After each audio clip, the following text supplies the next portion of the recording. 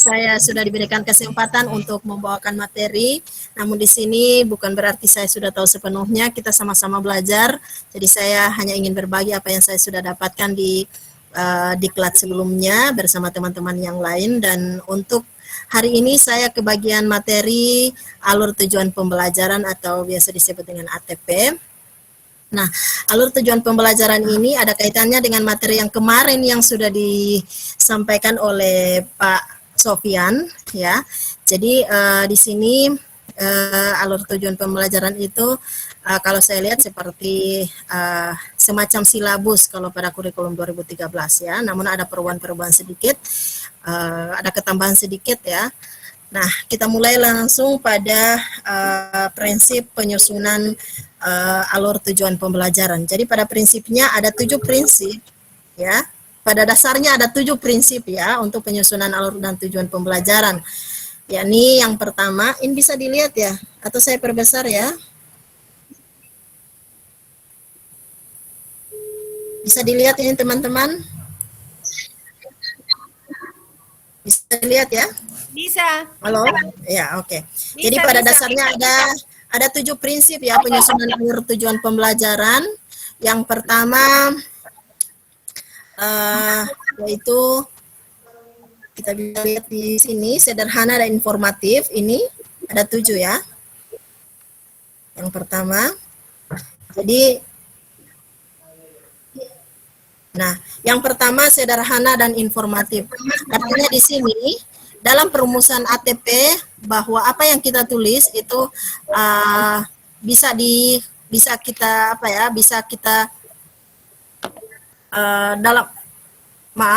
dalam perumusan ATP ini yang pertama itu sederhana dan informatif. Artinya bisa dipahami, apa yang ditulis itu bisa dipahami oleh penulis sendiri maupun pengguna, ya, atau orang lain yang membaca ATP kita, ya. Jadi itu. Jadi kalimat-kalimat yang digunakan usahakan yang sederhana, ya, dan juga hal ini dapat dilakukan dengan menggunakan istilah atau terminologi. Nah, apabila kita menggunakan istilah atau terminologi kata-kata yang agak sulit, yang sulit dipahami, nanti pada ATP ini ada kolom glosarium, ya, ada kolom glosarium. Jadi di situ sehingga di situ kita berikan, misalnya kita mengambil satu kata yang memang agak jarang digunakan, ya, kita bisa tempatkan di kolom glosarium dan di situ kita artikan sehingga orang yang membaca, oh, kata ini berarti ini, seperti itu, sehingga maknanya tidak membingungkan, ambigu atau tafsir ganda, ya.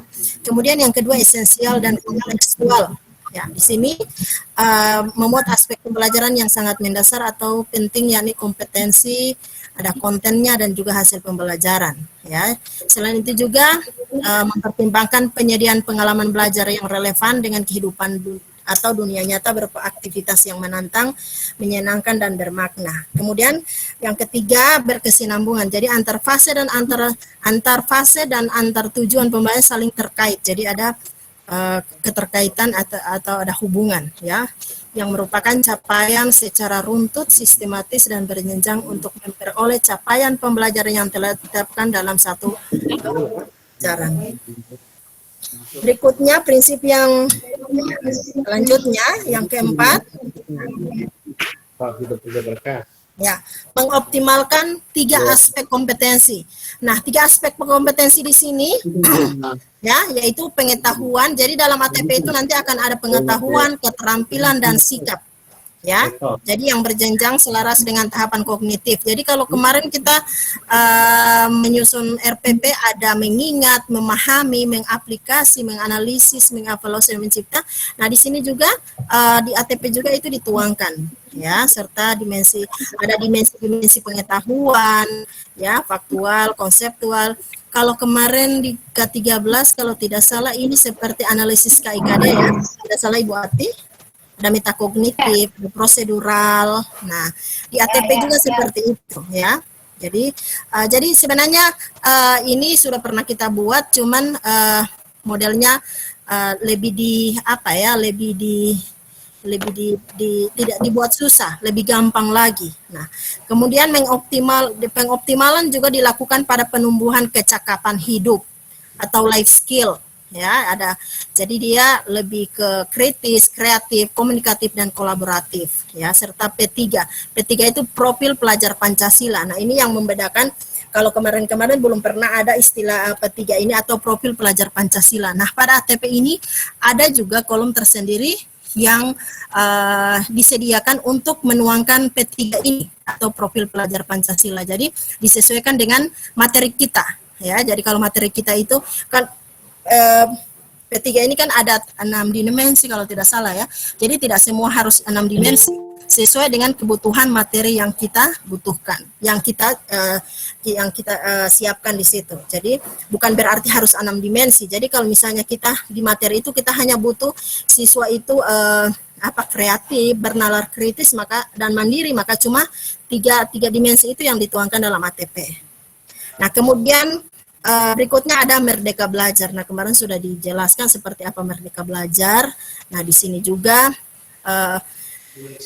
dituangkan juga, ya, maksudnya mengandung prinsip Merdeka Belajar, di mana prinsip utama penyusunan ini adalah pemahaman istilah Merdeka Belajar di sini adalah memerdekakan siswa dalam berpikir dan bertindak pada ranah akademisi dan bertanggung jawab secara moral. Kemudian yang kedua, bisa memfasilitasi dan menginspirasi kreatif siswa dengan mempertimbangkan keunikan individual. Jadi lihat dari kecepatan belajarnya, gaya dan minat. Jadi pada dasarnya penyusunan atau ya ATP ini harus kita memperhatikan juga karakteristik siswa. Nah, kemudian berikutnya mengoptimalkan peran dan kompetensi guru dalam merumuskan perencanaan pelaksanaan pembelajaran. Berikut, kemudian prinsip yang berikutnya, yang ke-6, rumusan, yaitu operasional dan aplikatif. Artinya di sini rumusan ATP memvisualisasikan dan mendeskripsikan proses pembelajaran dan penilaian secara utuh yang dapat menjadi acuan operasional yang aplikatif untuk merancang modul ajar. Jadi kalau kita merancang modul ajar ini dimulai dari tujuan pembelajaran dulu, kemudian alur tujuan pembelajaran, dan terakhir adalah merancang modul ajar atau RPP, ya. Jadi itu, ya. Kemudian yang terakhir adaptif dan fleksibel. Artinya di sini, ya, seperti tadi ATP itu disusun sesuai dengan karakteristik mata pelajaran, ya, karakteristik siswa dan juga karakteristik satuan pendidikan, serta mempertimbangkan alokasi waktu dan relevansi antara mata pelajaran serta ruang lingkup pembelajaran, kurikuler, kokurikuler, dan ekstrakurikuler. Jadi di sini yang paling penting adalah dalam menyusun ATP itu disesuaikan dengan karakteristik mata pelajaran masing-masing. Jadi kalau seperti bahasa Inggris itu karakteristiknya dilihat dari skillnya, ada reading, ada writing, ada speaking, dan ada listening, ya. Kemudian karakteristik siswa paling penting. Kenapa? Karena di sini ATP ini dia mengandung Merdeka Belajar. Jadi itu juga salah satu jadi menjadi pegangan kita untuk menyusun ATP ini.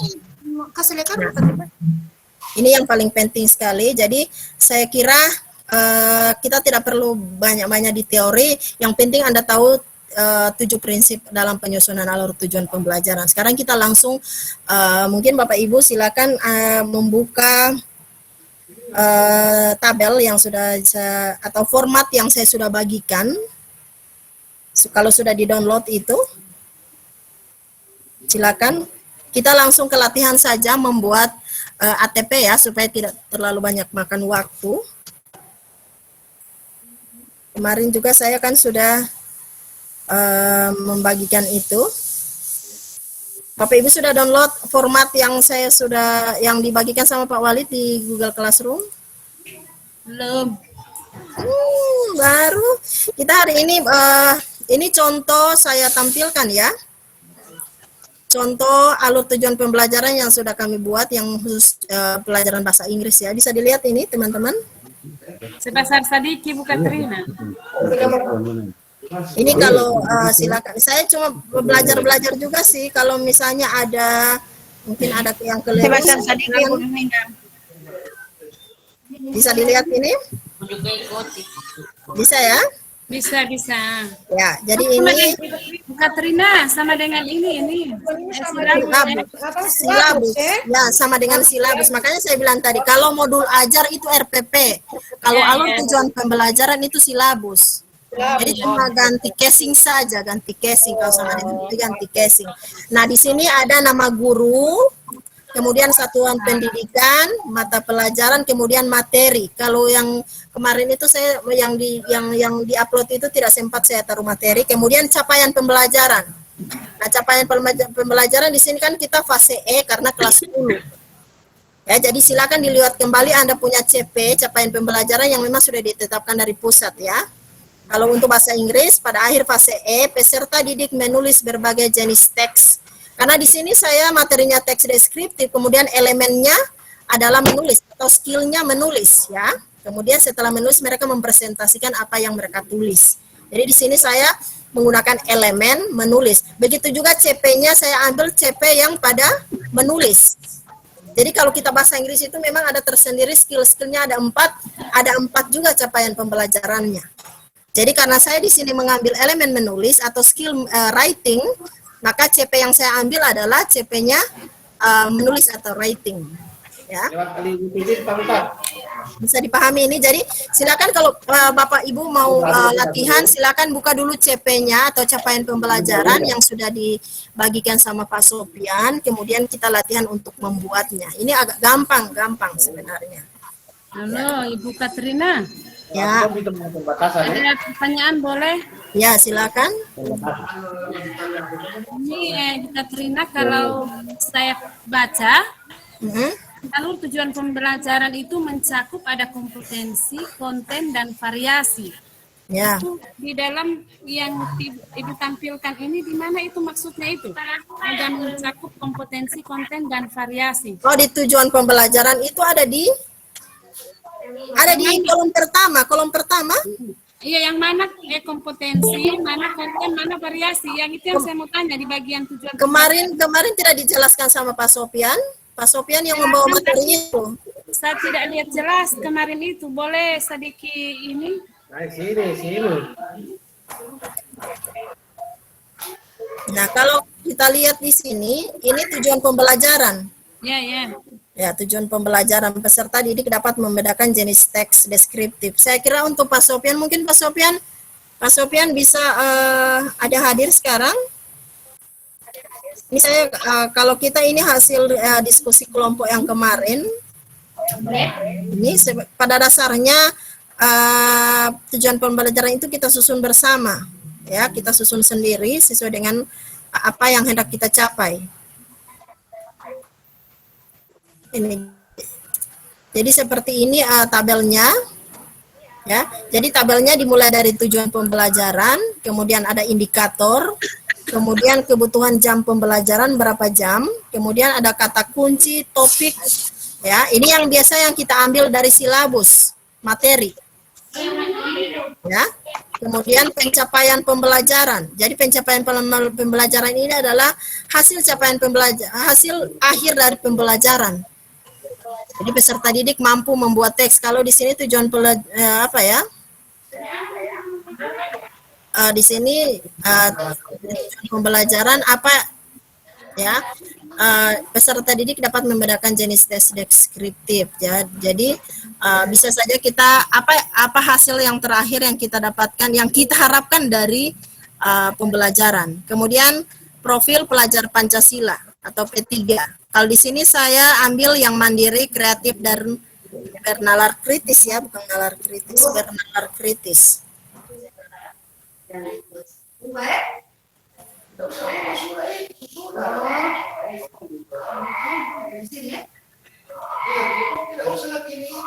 Kemudian ada glosarium. Tadi saya sudah sampaikan bahwa apabila bisa menggunakan kata-kata yang jadi kalau misalnya seperti kita menggunakan noun, ada misalnya siswa bisa menyebutkan atau mencari noun di dalam dalam teks itu. Nah, saya mungkin siswa tanya apa itu noun, bertanya-tanya, sehingga saya cantumkan di situ noun adalah kata benda, kalau adjektif itu kata sifat. Jadi itu saya kira Bapak Ibu sudah tahu glossarium itu adalah untuk daftar atau list kata-kata yang kata-kata yang baru yang disertai dengan artinya atau makna. Jadi hanya seperti ini. Kalau Bapak Ibu silakan, kalau mulai saya kira Bapak Ibu sudah bisa mulai melatih ya sendiri-sendiri. Jadi dimulai dengan membuka dulu CP-nya atau capaian pembelajarannya. Jadi ada format yang saya sudah bagikan di situ, sudah mulai bisa latihan untuk mengisinya.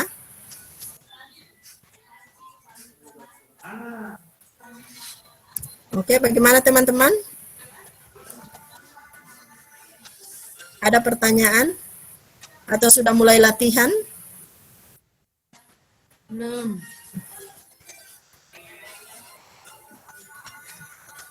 Jadi cuma seperti ini ya.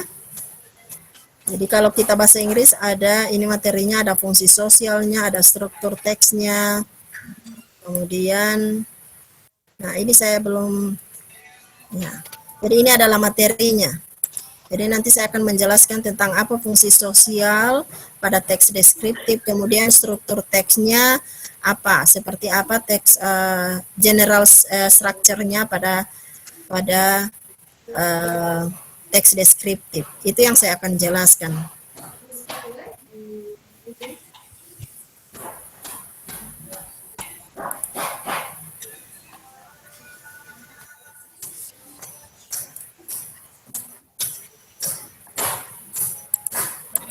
Oke, bagaimana teman-teman? Sudah dibuka formatnya? Udah. Bagaimana perkembangannya sampai saat ini? Masih di copy dah.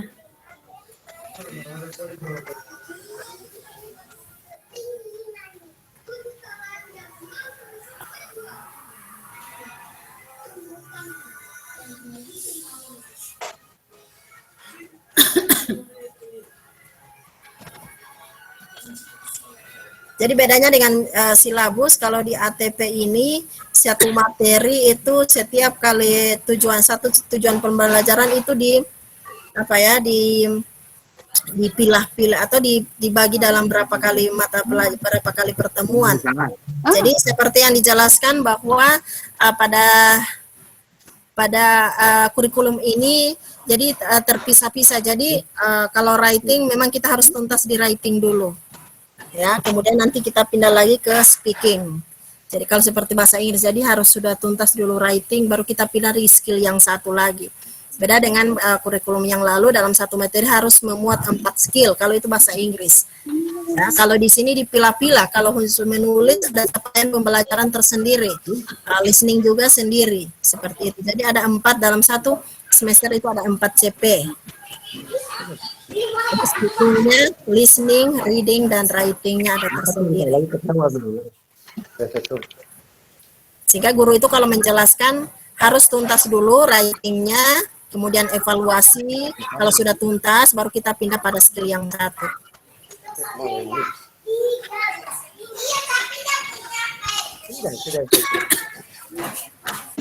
Oke, bagaimana teman-teman? Mungkin bisa ada yang share yang sudah selesai.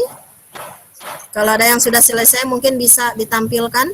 Nanti saya akan tutup screen saya. Baru mau baking leh, selama mana mengajar. So tahu, tidak perlu lagi mau jelaskan, Bu, gampang. Selama kan ada mengajar, astagfirullah. 5 menit lalu ya, 10 menit ke 5 menit. Ya, bilang. Salah-salah orang ada tidur mau kasih bangun. Halo, tujuan pembelajaran. So mau baking uti, bagian DP contoh toh. Iya, Bu, gampang, Abu gampang. Iya. Sudah boleh mau tutup toh? Tidak ada pertanyaan? Semangat semua baking sendiri. Asik, alhamdulillah. Makasih Bu Aja. Yang Tapi lain kalau ada teman-teman? kendala nanti mau ditanyakan lagi. Iya, kita sama-sama belajar, bukan berarti saya juga sudah tahu, saya juga masih sementara. Iya kan di situ belajar lebih dulu kan. Buat Katrina mau share di WA. Ya, ya. Oke. Mau share di WA. Oke. Kasih. Apa yang mau saya sebutin bahasa kamar pas saya? Ini contoh alur tujuan pembelajaran. Oh iya, tapi kalau ada yang salah nanti kasih tahu, saya juga belum bisa vonis saya Oke, punya itu benar. pokoknya. Tidak. Pokoknya, oke. Kita sama-sama belajar, saya juga baru Sip. Oh, tidak ada ini di materi IHT. ada, Oh, sudah ada. Oh, mungkin ada PowerPoint-nya ada. Bukan yang ini yang ada di ini yang alur tujuan pembelajaran yang sudah jadi ini yang Ibu punya. Ada tahu saya ada kirim Pak Walid, Oh, iya ada. ada. Tapi nanti lihat di situ Ibu aja kalau misalnya ada yang keliru nanti bisa Saya juga masih belajar ini. Soalnya Tapi waktu di bagaimana saya HT, mau ikut? Coba percaya saja, optimis saja ini benar ini. soalnya di apa ya di IHT juga tidak ada, cuma dorong periksa tugas apa ini benar atau tidak ada hasil akhir. Itu yang menyesalnya 10 hari tapi tidak ada hasil, apakah ini harus ada jadi satu apa ya jadi satu keputusan. Nah seperti inilah. Nah tapi kemarin waktu di IHT itu karena memang kita sudah tanya seperti itu, tidak ada satu keputusan atau satu hasil yang memang harus seperti ini digunakan. Tapi memang formatnya seperti itu. Cuma dari pemateri katanya ini tidak bisa dipaksakan karena disusun sesuai dengan lingkungan sekolah masing-masing. Cuma formatnya seperti ini. Itu jawaban dari pemateri. Kalau biasanya kita bikin MGMK memang ada mau bawa kamar hasil seperti ini. Kemudian nanti di-share ke teman-teman. Tapi kalau di waktu di IHT kemarin itu saya tanya apakah tidak ada memang satu hasil dari selama kita menyusun ATP. Dari pemateri katanya formatnya seperti ini, nanti disusunnya sesuai dengan lingkungan masing-masing sekolah. Beradaptasi terutama disesuaikan dengan karakter siswa. Itu yang sering makanya ada Merdeka Belajar. Jadi kita menyusun ini sesuai dengan karakter siswa. Bahkan ditekankan bahwa kalau kita menyusun ATP yang khusus Kria Kayu misalnya, jangan kasih sama dengan akuntansi, karena kita menyusun ini sesuai dengan karakter siswa, gaya belajar siswa. Jadi memang PR buat kita guru-guru bisa bisa membagi siswa, oh ini kemampuannya seperti ini, maka kita buat ATP-nya seperti ini. Jadi kita bisa mengklasifikasi siswa sesuai dengan karakternya dan juga cara belajar siswa yang paling penting. Karena di sini lebih ditekankan adalah profil pelajar Pancasila dan juga Merdeka Belajar. Itu yang saya dapatkan di kelas kemarin.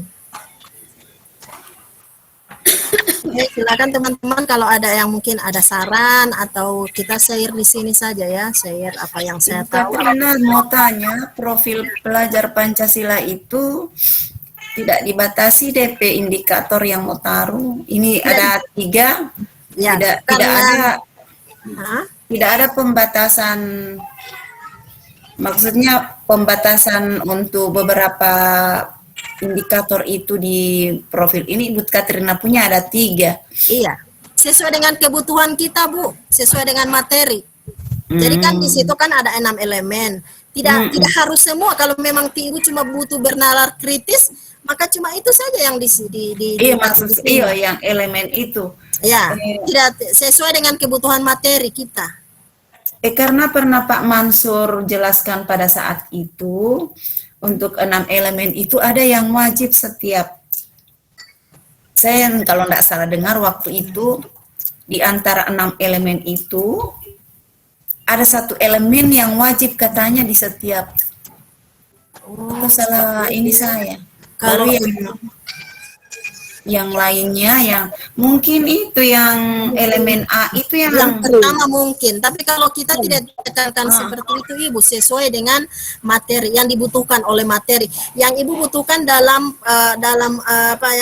untuk mengajar materi ini apa, seperti itu. Jadi bukan berarti harus ada 6 itu, dan itu kalau dia bilang ada yang wajib di antara 6 elemen itu yang setiap pertemuan untuk dicantumkan, baru yang lainnya dikondisikan dengan kebutuhan belajar siswa. Kalau saya tidak salah waktu itu, coba Bu Nila bagaimana ya? Mungkin saya juga tidak sempat dengar Bu, cuma kalau menurut saya mungkin yang elemen A itu yang 1 yang bertakwa itu penting, yang wajib Bu.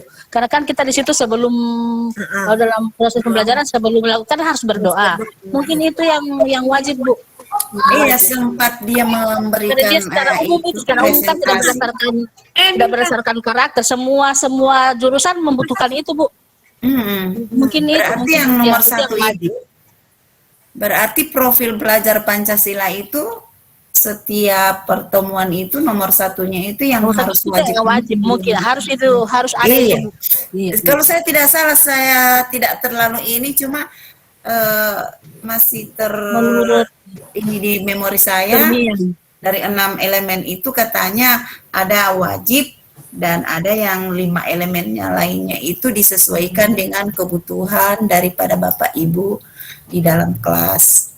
Makanya diserahkan ke sekolah sih. Kalau kita tidak terlalu ditekankan seperti itu kalau kita waktu menerima materi.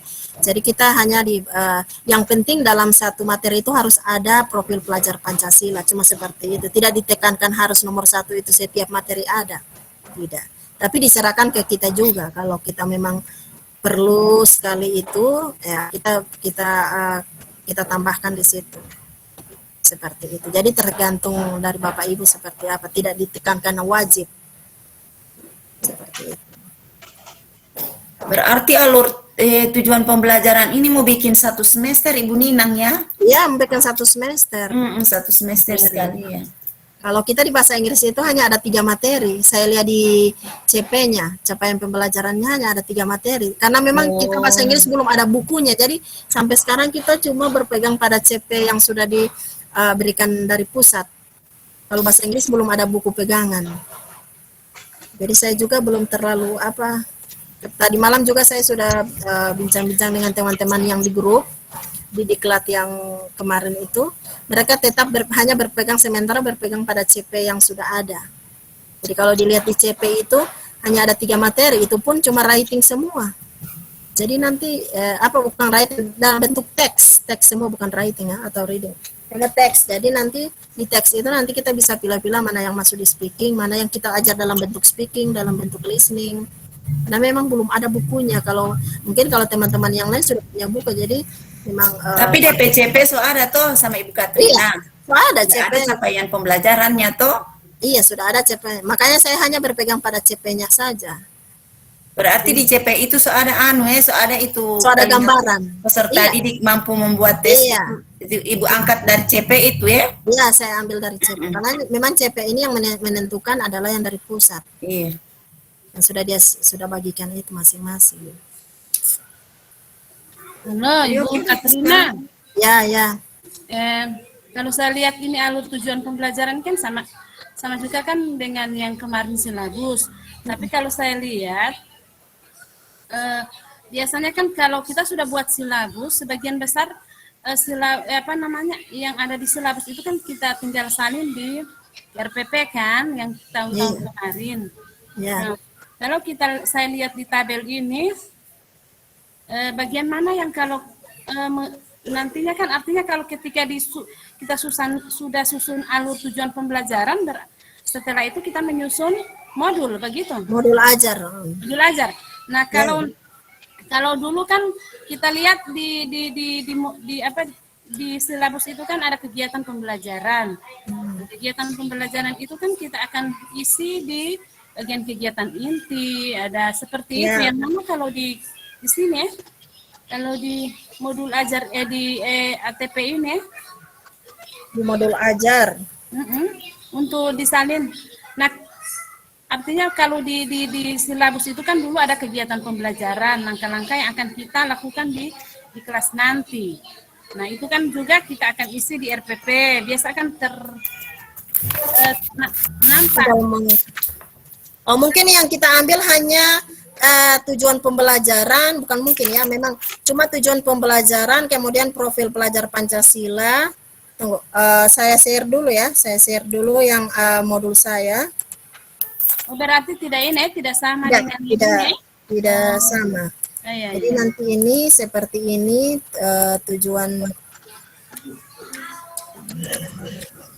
Nah, ini modul ajar saya. Ya. Ini yang contoh yang kalau tadi saya teks yang teks ini cuma latihan waktu saya ikut IHT ya. Kalau tadi itu memang sudah materi saya. Nah, ini cuma latihan.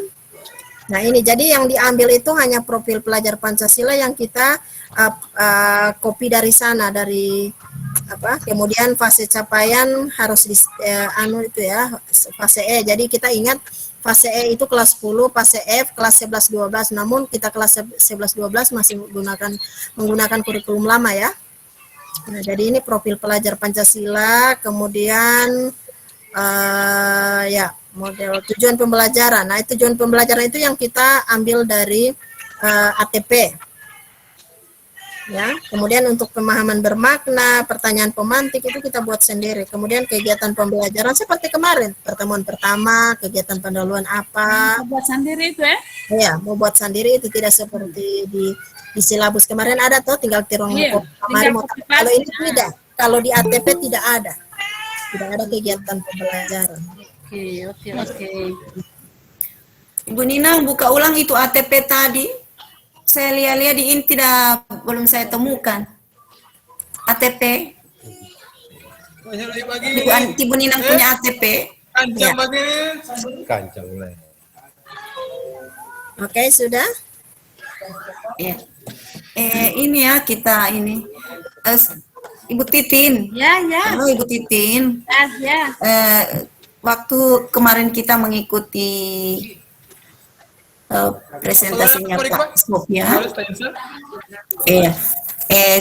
Sebaiknya didahulukan dulu kita dengan melakukan bedah dulu. Bedah apa demonstrasi kontekstual yang kemarin. Kan kayak kemarin kita menganalisis.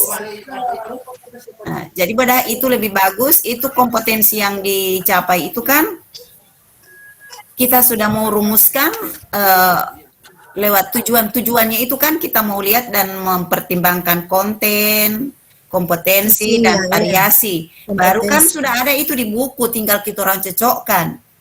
Nah, baru itu kalau kita mau buat ATP, tinggal mengangkat yang di situ di tujuan itu. Iya kan?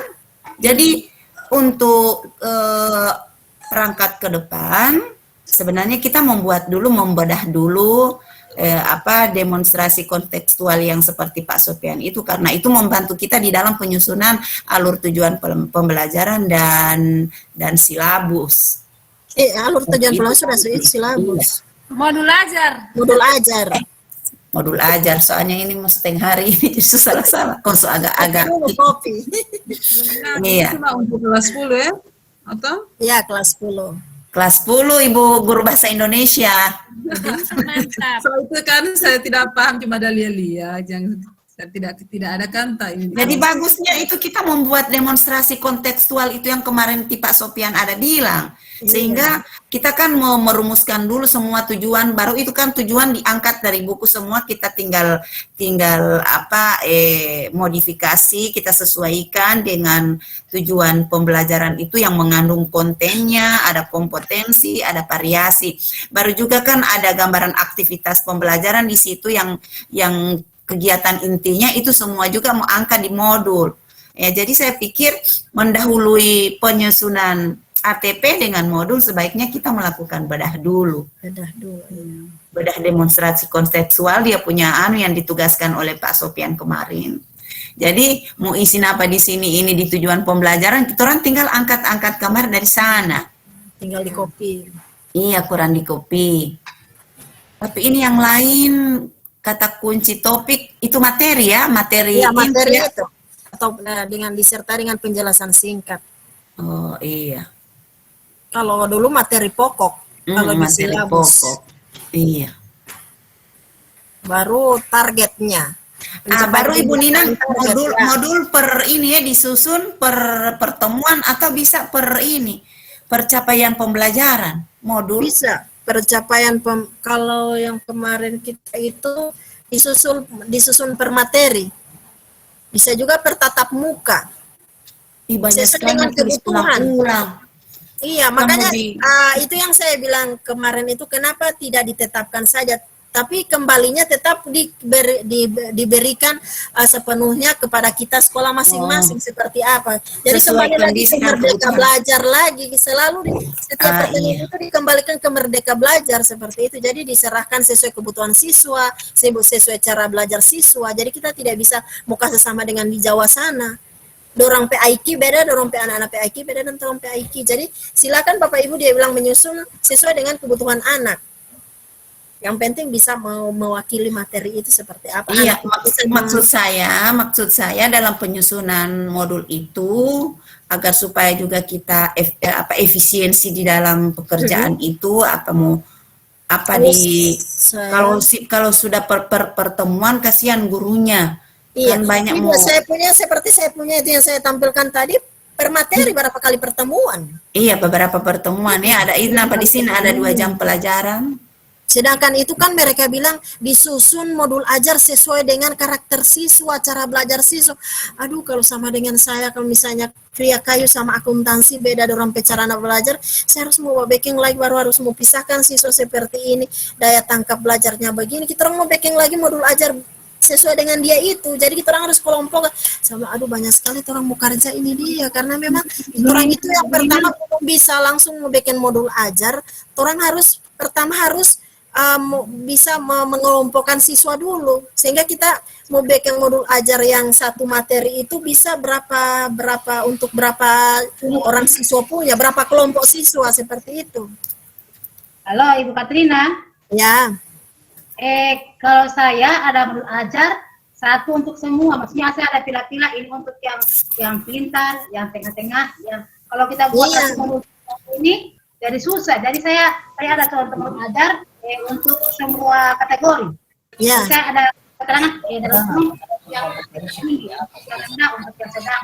Nah, itu. Pokoknya diserahkan ke kita seperti apa modelnya. Yang jelas kita harus bisa menyusun. Ini lemah di sini dia tidak bisa jawab, berarti dia itu kemampuan di bawah.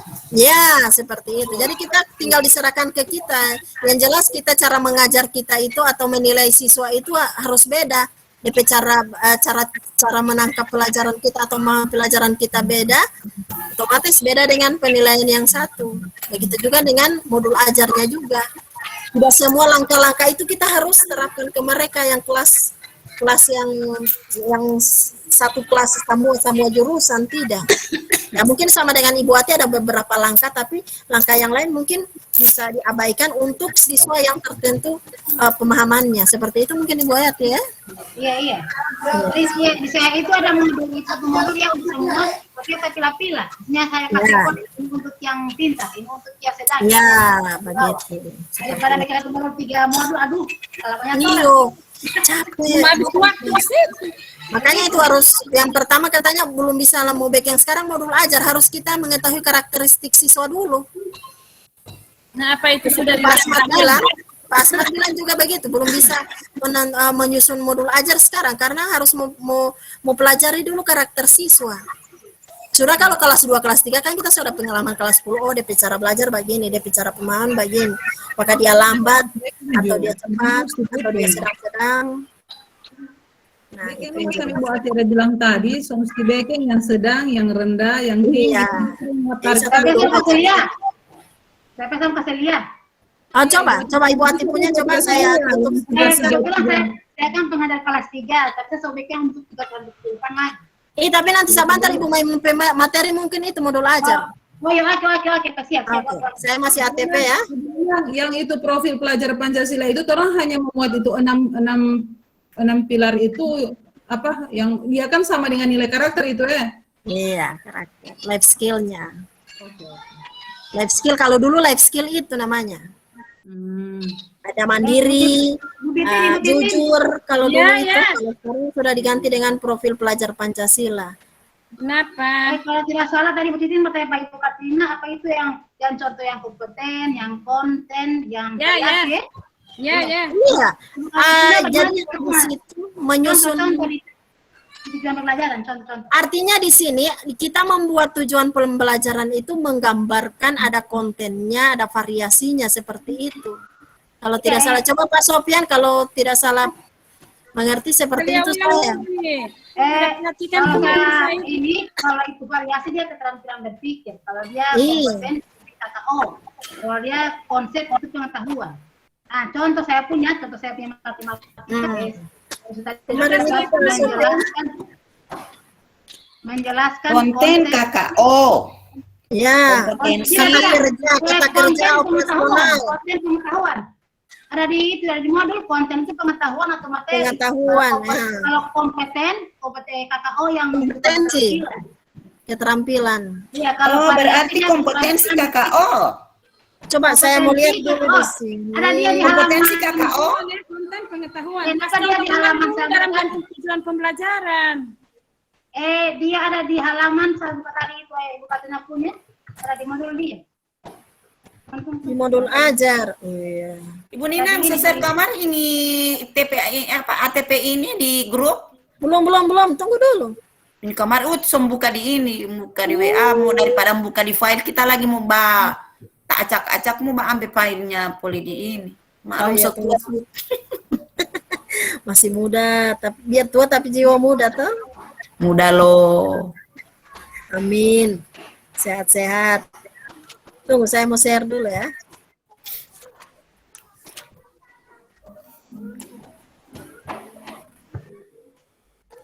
Ada di Kelatu Tenggara. Presentasi.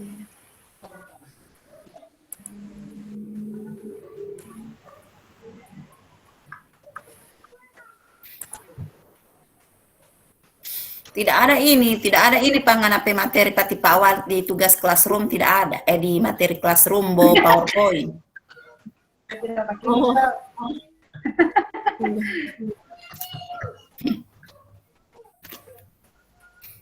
Karena ini. Ada itu DP contoh tipe anu ada kasih kamari ATP itu. Sama Ya. Ada semua kopi yang ini, semua download yang ini. Enggak, itu yang pertanyaan Libu Titin itu ada DP Oh. contohnya Lipa anu ada kasih tampil kamari. Ada yang tagari warna hijau itu yang masuk ada tahu? Perhatikan itu, Uti. Ada itu yang tadi ada kontennya, ada apa variasinya, ada saya punya tentu mana itu. Contoh apa satunya? Ada DP contoh. Kapal ke sana itu Tintin, pengawas mau tanya. Pengawas mau tanya pun itu mau datang kamar dorong mau tanya mana ti ibu Iya, datang yang- baca itu ini. boleh satu share. Siapa? Halo. Baru mana yang unsur kompetennya di sini yang suruh tunjuk. Halo. Tunggu saya mau tutup Halo. dulu, Ibu Ati. Saya mau tutup Oke, dulu. oke. Ibu Ati silakan share screen saja.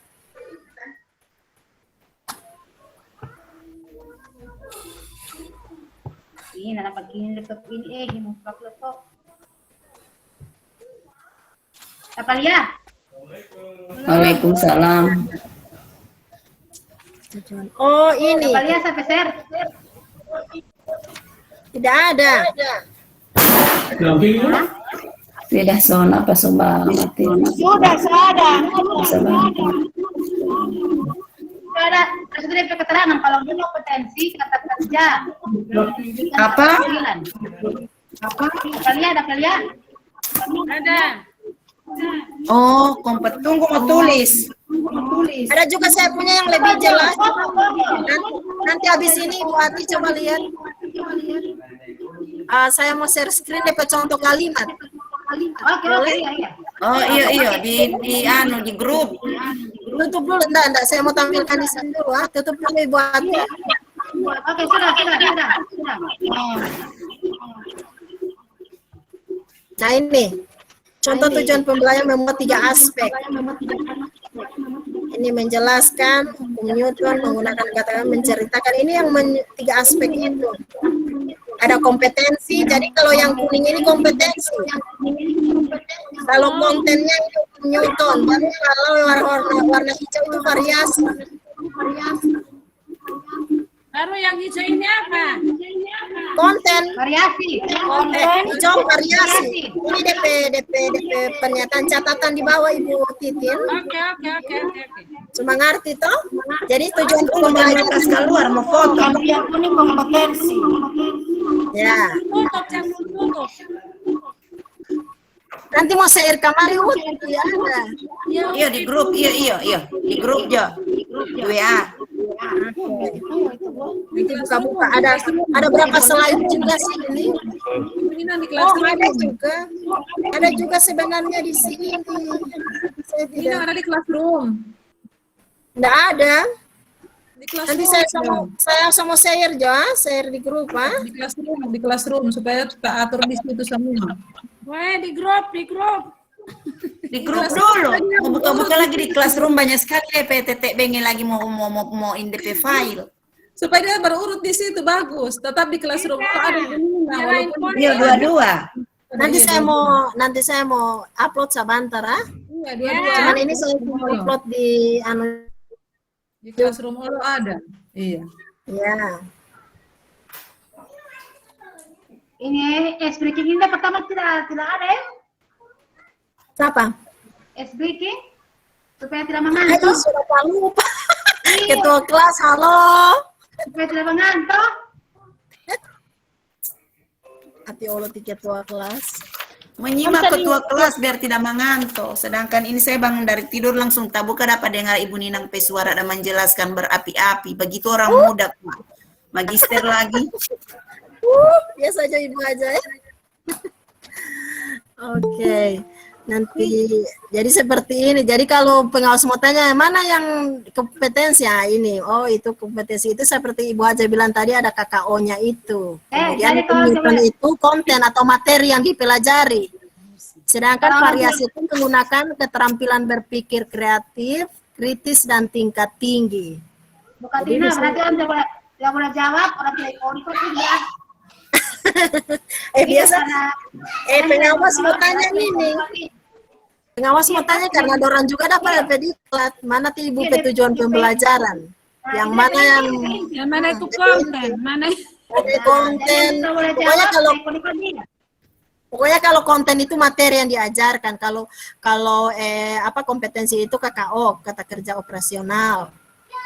Kemudian kalau variasi itu penggunaan keterampilan berpikir kreatif, kritis dan tingkat tinggi. Jadi ini kan termasuk kreatif kan, menggunakan kata-kata sendiri atau kritis. Ada tipe subito. Baru tidak dicantumkan di situ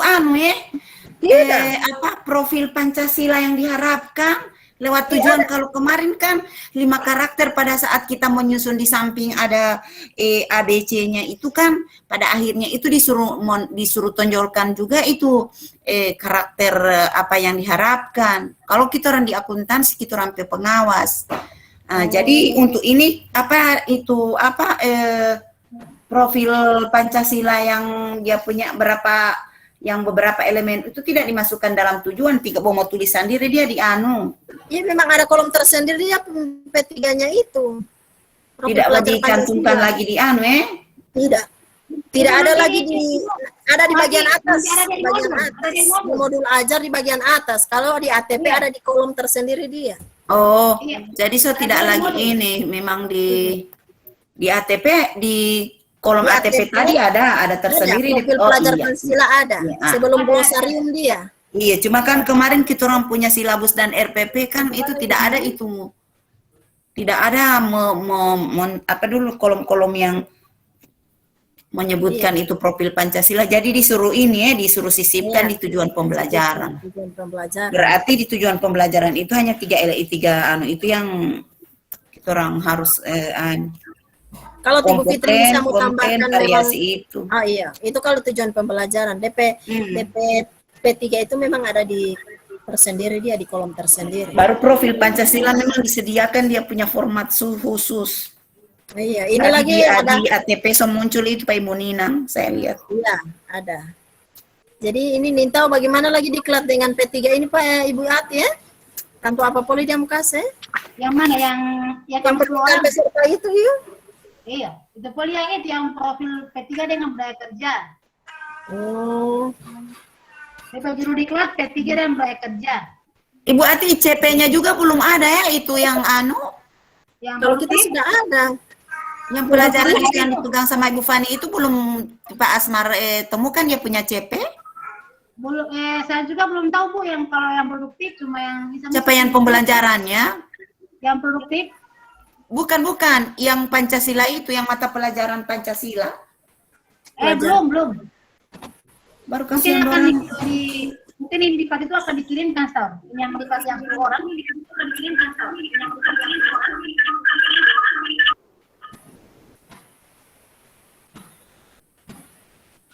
Halo? Oke, kalau tidak ada lagi pertanyaan, saya selesaikan sampai di sini karena masih ada Ibu Maimun yang akan melanjutkan dengan modul ajar. Bapak Ibu bagaimana? Nanti kita latihan sama-sama. Saya juga masih belajar, jadi kita sama-sama belajar, sama-sama menyusun. Jadi kalau misalnya ada kita share di sini ya. Kita share untuk membuat tipenya. Ibu Luna, nantinya ini kan mau dipakai untuk kelas 10. Jadi kalau misalnya ke depan untuk kelas 11, dia lebih bagus dia tambah kolom-kolom kelas, no? Atau dari PDP copy di atas itu ada keterangan kelas. Nantinya kan ini baru kelas 10. Nanti pasti ada kelas. Ada kelas 11, 12, supaya bisa ditambah. Sebenarnya kita kalau misalnya kita tidak kalau buat saya sudah betul juga sih. Ke fase E itu kita sudah tahu kelas 10. Cuman untuk fase F itu kelas 11 dan 12, jadi kita bisa menambahkan kelas. Kalau fase E memang khusus untuk kelas 10. Jadi silakan itu kreativitas masing-masing guru. Bisa tambahkan lebih bagus lagi supaya orang yang kanan tadi kita menyusun ATP ini sebaiknya bisa dipahami dengan mudah orang lain maupun orang sendiri, bisa dipahami sendiri, mudah dipahami sendiri, dan bahkan orang lain juga yang membaca ATP kita bisa paham.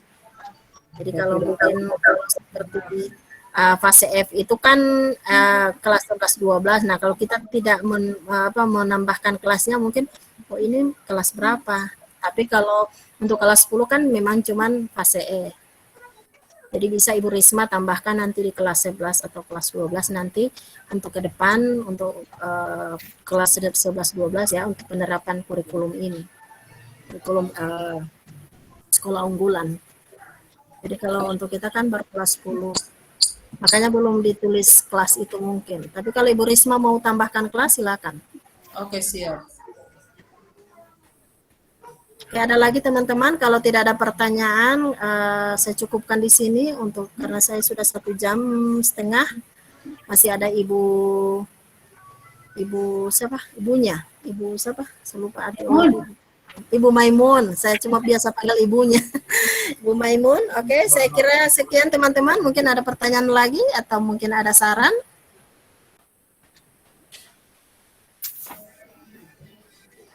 Bu Haja?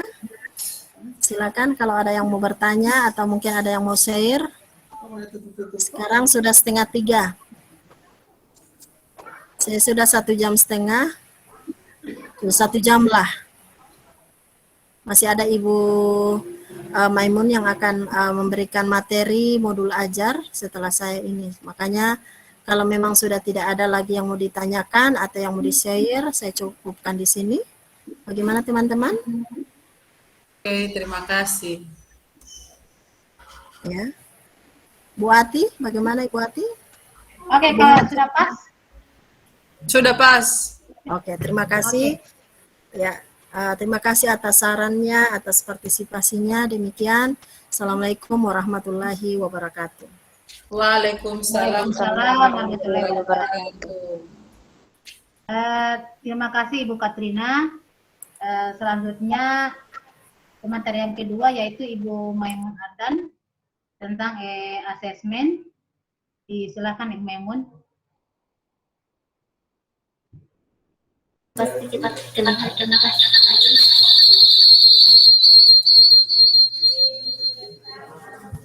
Baik, terima kasih. Assalamualaikum warahmatullahi wabarakatuh. Waalaikumsalam warahmatullahi wabarakatuh. Terima kasih atas kesempatan yang diberikan kepada saya. Saya di sini akan memberikan materi tentang asesmen.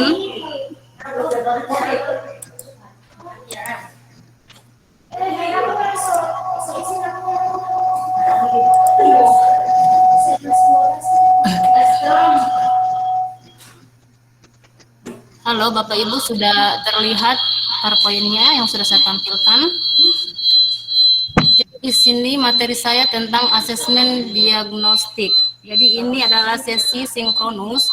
Nah, untuk sesi asinkronus kemarin saya sudah bagikan itu tugas ada 3 nomor kalau tidak salah tentang asesmen diagnostik ini. Jadi di sini saya akan mereview kembali tugas yang sudah saya bagikan kembali hari ini ya. Jadi yang pertama kita kaji adalah tujuan asesmen diagnostik. Bisa diperbesar Ibu Maimun? Iya, tunggu sebentar, Mem.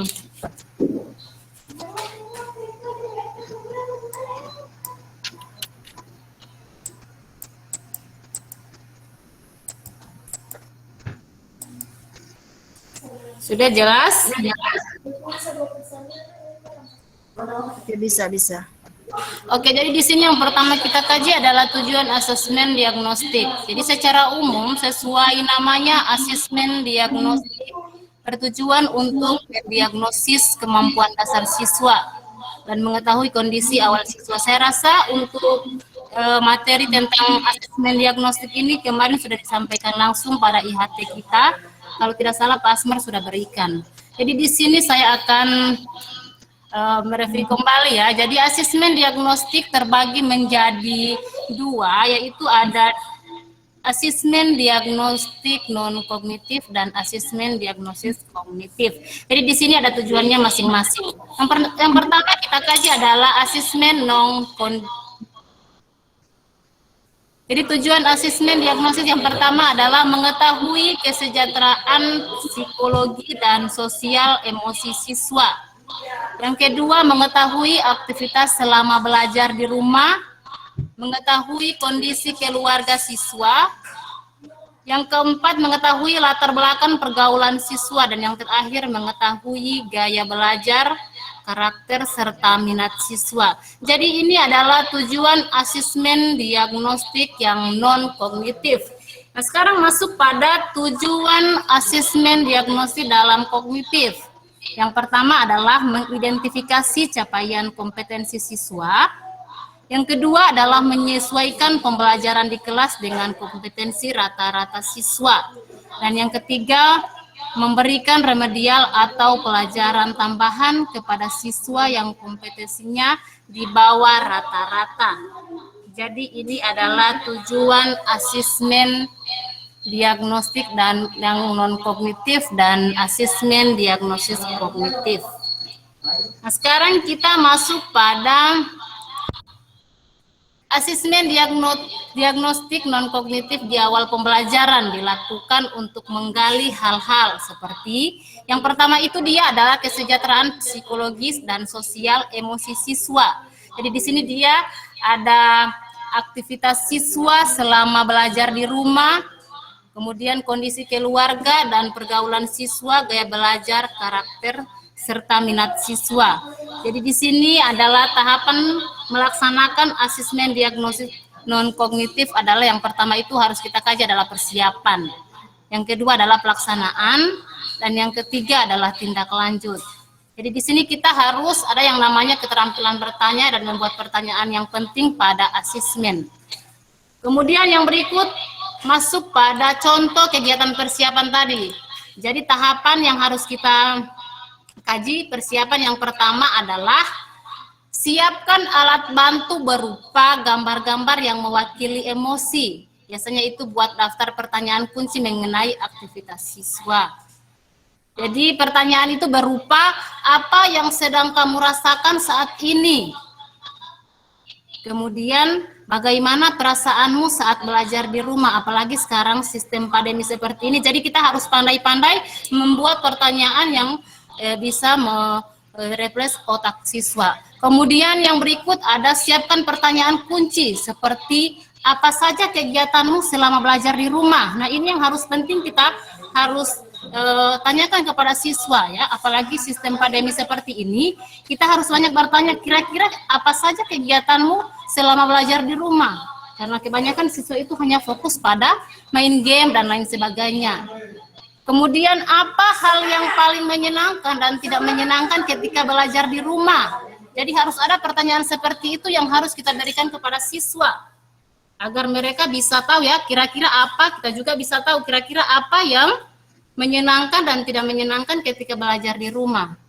Kemudian apa harapanmu? Jadi ini adalah contoh kegiatan persiapan pada asesmen diagnostik non-kognitif. Nah sekarang masuk pada contoh kegiatan pelaksanaan. Jadi di sini kita harus meminta siswa mengekspresikan perasaannya selama belajar di rumah serta menjelaskan aktivitasnya. Yang pertama di sini bercerita. Kira-kira kita harus menyuruh siswa untuk bercerita. Kira-kira apa kegiatan adik-adik selama berada di rumah. Jadi di situ siswa tersebut sudah mulai bercerita. Nah kemudian mereka diminta untuk menulis. Dan yang terakhir adalah diminta untuk menggambar. Yang berikut adalah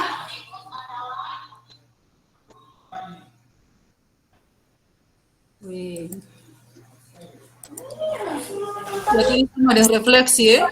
strategi tanya jawab. Jadi di sini untuk asesmen diagnostik non kognitif untuk strategi tanya jawab. Jadi pastikan pertanyaan jelas dan mudah dipahami. Jadi di sini kita harus membuat satu pertanyaan kepada siswa. Jadi pertanyaan itu harus yang jelas dan yang mudah dipahami oleh siswa. Ya, karena sekarang ada kan kita bisa mengetahui berbagai karakter siswa. Ada yang cepat tangkap dalam pertanyaan, ada yang pikirannya loading dan lain sebagainya. Jadi di sini kita harus membuat satu pertanyaan itu yang jelas dan mudah dipahami. Kemudian menyertakan acuan atau stimulus informasi yang dapat membantu siswa menemukan jawabannya. Dan yang ketiga adalah memberikan waktu berpikir pada siswa sebelum menjawab pertanyaan. Tidak mungkin langsung, misalnya saya memberikan sebuah pertanyaan. Dari kira-kira menurut Anda bagaimana Bhinneka Tunggal Ika, silakan dijawab. Jangan seperti itu ya. Itu kita harus berikan waktu anak-anak untuk berpikir. Jangan langsung dipacu atau membuat mereka jenuh ya. Jadi kita di sini harus memberikan waktu untuk anak-anak berpikir ya, agar mereka bisa menjawab pertanyaan yang kita berikan. Jangan keburu waktu dan lain sebagainya. Berikan mereka kesempatan agar bisa menjawab pertanyaan yang kita berikan. Jadi di sini saat siswa menjawab pertanyaan, kita harus berikan penguatan agar mereka juga semangat belajar. Kemudian berikan pertanyaan lanjutan untuk menggali lebih dalam, kemudian mengembalikan fokus jika jawaban mulai menyimpang. Kemudian saat siswa balik bertanya kepada kita langsung menjawab pertanyaan siswa, kemudian membantu siswa untuk dapat menjawab pertanyaannya sendiri. Nah, kemudian saat siswa menjawab pertanyaan, di sini kita bisa mengarahkan kembali pertanyaan, kemudian menunggu beberapa saat. Jadi ini adalah asesmen diagnostik non-kognitif dalam strategi tanya jawab. Kemudian tindak lanjut ya.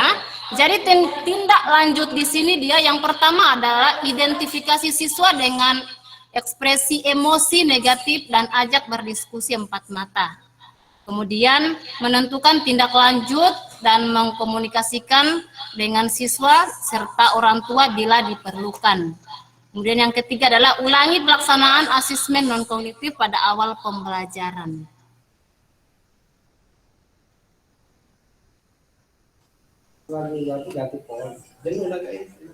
Nah sekarang kita masuk pada asesmen diagnostik kognitif. Tadi kan dia asesmen diagnostik yang non-kognitif. Nah sekarang masuk pada asesmen diagnostik yang kognitif.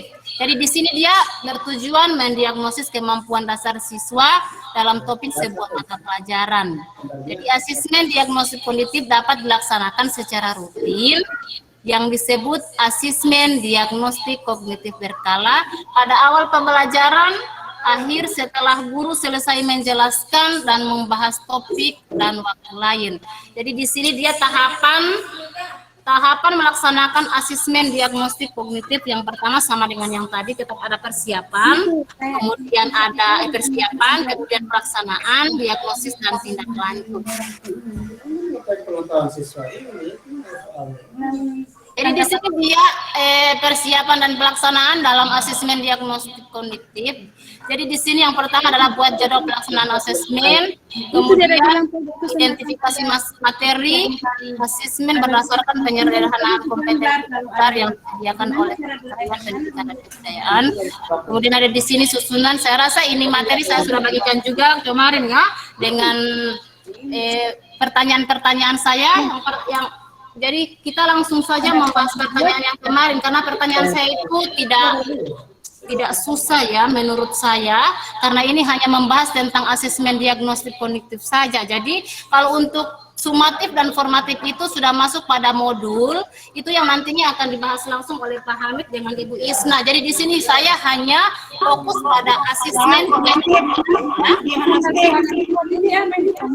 Halo Bapak Ibu, masih semangat? Ya. Jelas suara saya? Jelas Bu. Oh jelas, masih semangat ya? Semangat. Oke, jadi semangat 45. Oke, jadi pada akhir materi, karena materi saya singkat, jadi kita fokus pada kemarin tugas saya itu dia pada sesi asinkronus. Pada asesmen ini dia hanya membahas tentang apa itu tujuan pembelajaran. Saya rasa ini hanya pertanyaan anak SMP saja bisa menjawab ya. Jadi tidak ada yang perlu kita praktekkan dalam asesmen diagnostik ini, karena asesmen ini nantinya akan luas di materi asesmen sumatif dan formatif, karena di situ akan dirancang langsung dengan modul. Jadi nantinya akan dibahas oleh Pak Hamid dan Ibu Isna. Kalau Pak Hamid dia tentang asesmen sumatif dan formatif. Jadi yang terakhir saya refresh kembali saya kirim kuis ya. Jadi di sini saya minta Bapak Ibu bisa menjawab kira-kira satu orang saja atau siapa. Jadi di sini saya hanya buat 3 kuis ya. Jadi di sini saya bacakan soal, ini hanya memilih benar atau salah. Jadi ini soal yang saya buat. Jadi di sini saya mulai. Sudah siap Bapak Ibu? Halo. Halo. Ya, iya. Jadi di sini saya buat kuis, hanya 3 kuis yang saya buat. Ini menyangkut tentang asesmen diagnostik. Jadi di sini hanya memilih benar dan salah. Jadi yang pertama, jadi yang bisa menjawab silakan, nanti saya berikan poin di tugas yang sudah diberikan. Jadi saya akan tambahkan poinnya ya jika ada yang bisa menjawab ini. Yang pertama adalah secara umum, asesmen diagnostik bertujuan untuk mendiagnosis kemampuan dasar siswa dan mengetahui kondisi awal siswa. Benar atau salah? Benar, benar. Oke, jadi menurut Ibu Titin, benar ya, jawaban di sini benar, karena secara benar ya? Benar. Semua dapat poin, seluruh peserta 19 orang. Oke, semua dapat poin. Benar. Jadi semua dapat poin. Benar jawabannya ya? Dapat poin semua Ibu Maimun. Iya, dapat poin semua, tidak ada yang dapat poin karena semua menjawab benar. Dapat pulsa lagi, pulsa. Guru melakukan asesmen diagnosis kognitif untuk mengejar target kurikulum. Benar atau salah? Guru melakukan asesmen diagnosis kognitif untuk mengejar target kurikulum. Benar atau salah? Jadi jawabannya adalah salah, karena kita tidak salah melakukan asesmen diagnosis hanya untuk mengejar. Punya benar kata. Kita di pasarofnya benar. Halo Ibu. Yang kasih poin harus benar.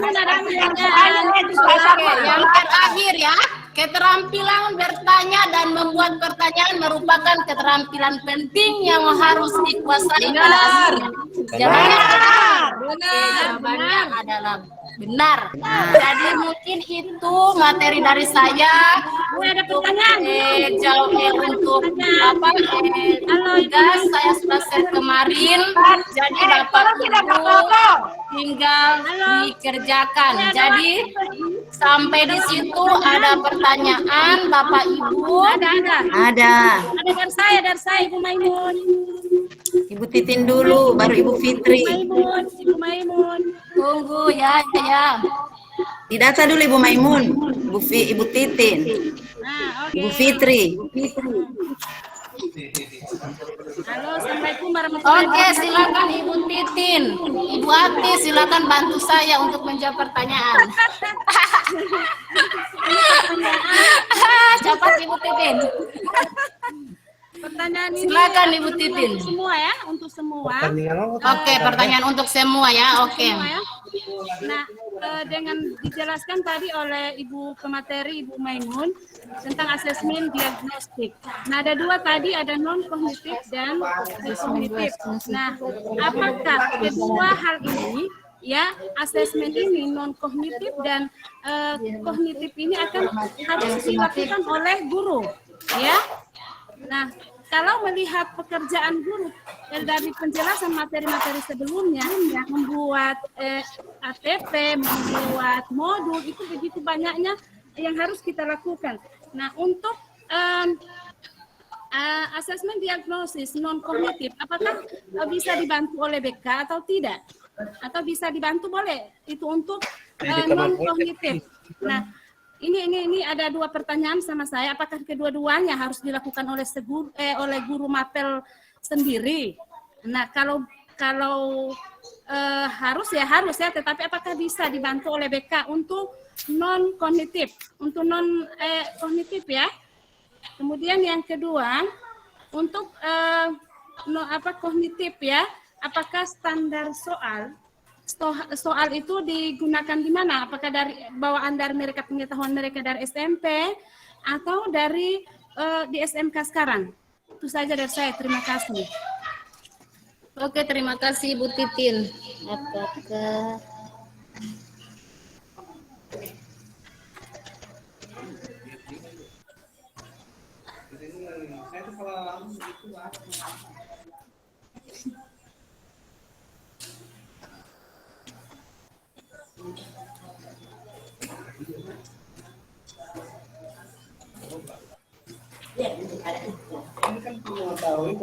Kumpul dulu pertanyaannya tidak.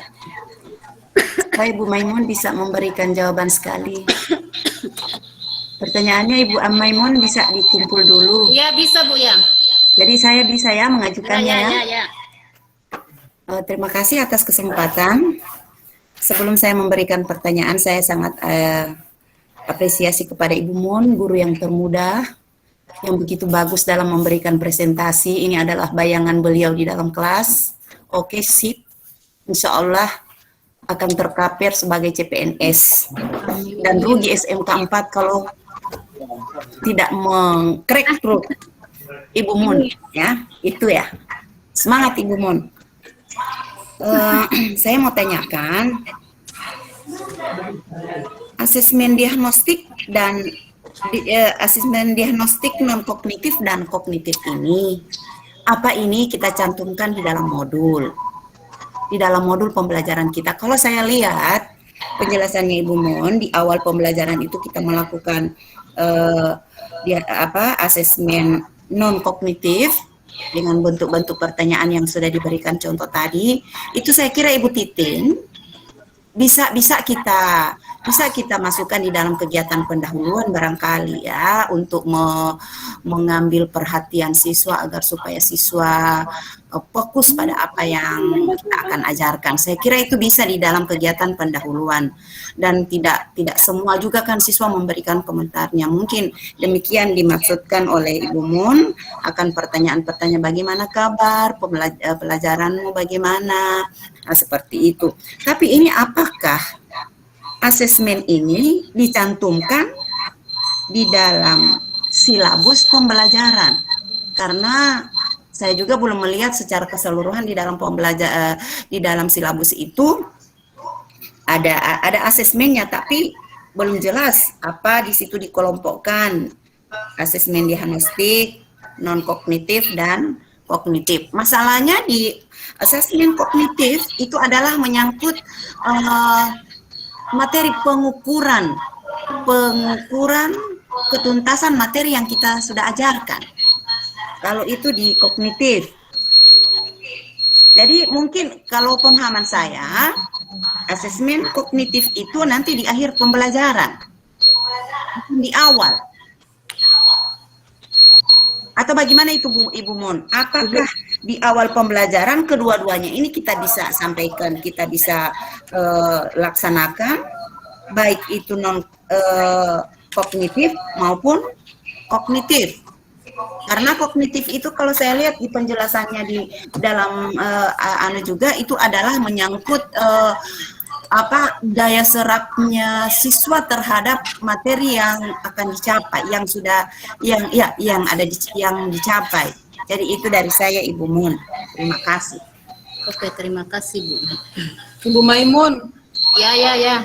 nanti sebentar saya juga mau kasih pendapat karena terkait pertanyaan dari Ibu Titin tentang asesmen tadi, yaitu non kognitif yang dia minta kalau bisa bekerja sama dengan BK. Nanti saya juga ingin membantu menjawab. Iya Bu, ya. Terima kasih Bu Risma. Terima kasih.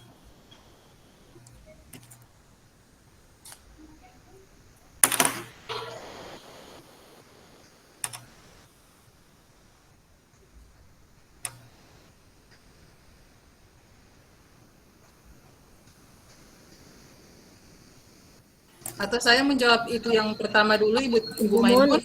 Mungkin bisa diperlihatkan formatnya, ada format Ibu Maimun yang kita sudah buat waktu di kelas. Ibu Maimun, boleh saya menjawab dulu yang Ibu Titin punya? Format apa, Mem? Format penilaian itu, asesmen diagnostik ada sama Ibu Maimun, mungkin bisa ditampilkan? Ada di materi itu yang di classroom, yang sudah di-share di classroom, ada. Nah itu. Iya, sudah ada di classroom Ibu Mai, boleh buka di classroom itu. Bagi Jo itu yang di classroom. Ibu Maimun, saya boleh menjelaskan sedikit tadi yang Ibu Titin ada tanyakan. Silakan Bu Risma, silakan. Sambil saya mencari ya. Ibu Titin, mungkin tadi pertanyaan kalau tidak salah, apakah ini harus dibuat oleh BK atau itu tugas BK? Tentunya kalau melihat asesmen kognitif, non kognitif, lebih pada mengarah pada psikologi anak ya, situ tentang karakter anak. Paling banyak yang diminta itu, yang dinilai itu adalah tentang karakter, ya bagaimana mereka sebelumnya, pergaulan mereka, gaya belajar mereka, juga tentang kehidupan keluarga. Jadi saya sebagai guru BK, saya sarankan guru-guru bidang studi itu bekerja sama dengan guru BK, melihat lebih awal tentang karakter, tentang penilaian atau asesmen kognitif ini oleh guru BK. Karena di BK itu, sebelum kita menyusun program BK, kita sudah membuat asesmen terlebih dahulu terkait dengan empat bidang yang yang akan kami asesmen, yaitu ada bidang belajar mereka, bidang pribadi, sosial mereka, juga ada terkait dengan bidang karir. Jadi mungkin guru bidang studi itu bisa langsung meminta ke guru BK, karena guru BK sudah awal masuk ke sekolah, itu sudah melakukan asesmen yang sudah saya sebutkan tadi. Mungkin kerjasama Bu di situ. Jadi bukan setiap guru bidang studi masuk pada pembelajaran harus harus melaksanakan asesmen ini, tapi sudah ada bayangan dari guru BK terkait dengan asesmen non kognitif itu. Mungkin itu kerjasamanya dengan guru BK Bu. Oke, terima kasih Bu Risma. Tidak perlu semua guru harus membuat itu. Sudah ada Ibu Maimun? Kalau tidak ada nanti saya bantu share. Saya bantu share ya. Yang ada di classroom. Oke, teman-teman, saya bantu share ini rancangan asesmen diagnostik. Jadi kita merancang dulu seperti apa asesmen diagnostik yang kita akan sampaikan pada siswa atau berikan pada siswa. Jadi nanti ada formatnya seperti ini. Ini jenjang per kelas, kelas 10, kemudian CP-nya kita ambil dari ATP tadi, ya. Kemudian tujuan pembelajaran juga kita ambil dari ATP dan profil Pancasila. Bisa kita sesuai dengan materi yang kita jelaskan ya. Nah, yang pertama adalah asesmen non kognitif. Itu yang disampaikan Ibu Mun. Informasi apa saja yang ingin digali. Ini yang non kognitif ya. Jadi aktivitas yang pertama ada hubungannya dengan aktivitas peserta didik selama belajar di rumah. Ini karena ada hubungannya dengan pembelajaran daring. Jadi pertanyaannya bisa kita rancang sendiri, misalnya apa saja kegiatanmu sepanjang hari di rumah, apakah memiliki waktu cukup untuk belajar, sebutkan hal-hal yang paling menyenangkan dan yang tidak menyenangkan. Jadi semua itu bisa kita rancang sendiri. Kemudian aktivitas di rumah, apakah bisa mendukung minat dan bakat peserta didik, itu juga. Jadi bentuk pertanyaannya apa? Satu atau dua pertanyaan yang mewakili juga bisa, ya. Jadi tidak harus 5 pertanyaan atau 4 pertanyaan, yang penting bisa mewakili informasi apa yang kita ingin tahu dari siswa, kegiatannya yang terkait dengan non-kognitif. Kemudian langkah-langkah apa saja yang akan dilakukan? Yang pertama tentunya kita ada persiapan, kemudian mengecek kehadiran siswa dulu. Ini sebenarnya kita bisa lakukan pada saat kita pembelajaran, namun asesmennya tersendiri, nanti bisa kita lampirkan di modul ajar. Ya, jadi ada persiapan, ada pelaksanaan, kemudian ada tindak lanjut. Ya, jadi ini contohnya. Nah, kemudian ada, apakah kalau memang ada alat bantu yang Bapak Ibu butuhkan, silakan diisi. Kalau tidak ada, bisa dikosongkan. Jadi kalau di sini saya menyiapkan beberapa lembar kertas jika peserta didik ingin menulis jawabannya. Ini kalau mungkin secara luring ya. Jadi kita bisa kalau secara luring kita bagikan kertas, dibagi-bagi ke siswa. Silakan ditulis apa kegiatanmu di rumah apa dan sebagainya. Kalau kita cuma butuh secara oral ke siswa, ya berarti kita tidak ada alat bantu yang kita tulis di sini atau yang kita butuhkan. Kemudian kalau untuk pelaksanaannya, begitu juga dengan pelaksanaannya. Kalau misalnya Bapak Ibu menggunakan video, Oke. Jadi di sini kalau untuk pelaksanaan, kalau Bapak Ibu misalnya menggunakan LCD atau video dan sebagainya, silakan ditulis di kolom yang sudah ada. Kemudian ada juga tindak lanjut. Nah, di tindak lanjut ini jika peserta didik menyampaikan masalah, ajak berdiskusi untuk menentukan penyelesaian. Jadi ini kegiatan yang kita lakukan. Jadi biasanya kan ada siswa ibu ada masalah di rumah bagaimana. Nah, kita ajak siswa bermasalah dan itu kita bisa tulis di kolom sini. Kolom ada tersendiri. Kemudian jika diperlukan komunikasikan permasalahan tersebut dengan orang tua atau bisa dengan guru TK. Nah, selanjutnya lakukan asesmen diagnostik non-kognitif secara berkala sesuai kebutuhan. Jadi ini untuk tindak lanjut nanti yang akan kita lakukan. Kemudian untuk asesmen non-kognitif seperti ini, jadi waktu kita juga pakai waktu, durasinya hanya 10-15 menit. Jadi kalau seperti di FPP kemarin, persepsi ini ya, jadi sudah disampaikan Ibu Haja tadi, ini pelaksanaannya pada saat kita pembelajaran. Cuma 10-15 menit. Namun di sini dituntut kita harus buat asesmennya. Kita ada bukti fisik. Jadi kalau misalnya datang pengawas, Ibu melakukan asesmen kognitif, nah kita sampaikan iya. Nah dia meminta mana buktinya Ibu melakukan asesmen kognitif, mana rancangannya. Nah kita perlihatkan ini. Jadi seperti itu ya. Jadi di sini ada waktu asesmennya dilakukan di akhir setelah guru menjelaskan. Jadi kalau non kognitif itu di awal, kalau asesmen kognitif itu di akhir setelah menjelaskan materi. Jadi kalau non itu kan menggali informasi siswa tentang kegiatan di rumah, ya. Kalau kognitif itu ada hubungannya dengan pengetahuan atau materi yang kita jelaskan. Nah, di sini ada identifikasi materi yang diujikan, ada pertanyaan. Jadi kalau di sini saya ambil tes deskriptif. Jadi di sini peserta didik dapat menjelaskan tes deskriptif. Nah, pertanyaan seperti apa? Tentunya yang ada hubungannya dengan materi, ya. Jadi misalnya kalau di sini can you explain what is descriptive text? Jadi ini ada hubungannya dengan materi saya, karena ini adalah asesmen kognitif. Kemudian kemungkinan jawaban. Nah, kita harus tulis. Kita harus punya jawaban tersendiri selain dari siswa. Ya, jadi jawabannya ada di sini, kemungkinan jawaban, ya. Kemudian skor atau kategori paham utuh, ini artinya siswa memahami secara utuh atau bisa menyerap apa yang kita sampaikan atau menyerap materi yang kita. Kemudian rencana tindak lanjut berarti kalau misalnya mereka sudah paham utuh atau sudah paham sepenuhnya materi kita, maka rencana tindak lanjut pembelajaran dapat dilanjutkan pada materi selanjutnya. Artinya materi yang kita berarti mereka sudah bisa memahami, untuk selanjutnya kita bisa pindah pada materi berikutnya. Jadi seperti itu ya. Kemudian ini. Jadi setiap pertanyaan ini ada identifikasi materinya. Kalau pada identifikasi pertama ini ada memuat 2 pertanyaan. Kalau untuk yang kedua saya memuat 1 pertanyaan saja dan seterusnya. Jadi saya kira kemudian langkah-langkah apa saja yang dilakukan. Ini kalau tadi kan pada non kognitif, kalau ini pada kognitif juga ada langkah-langkah yang kita harus lakukan.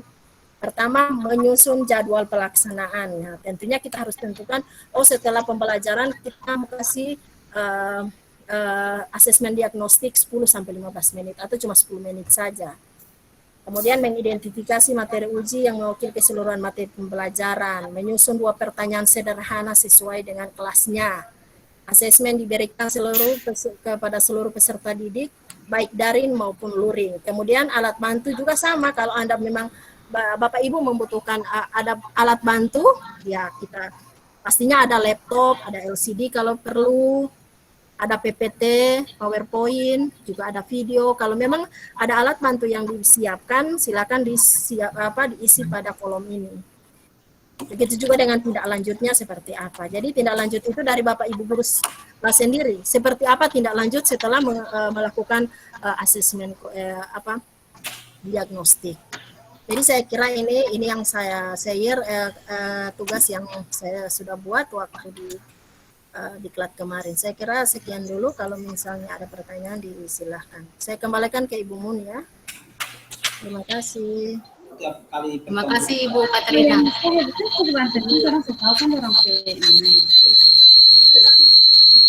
Ibu Mun,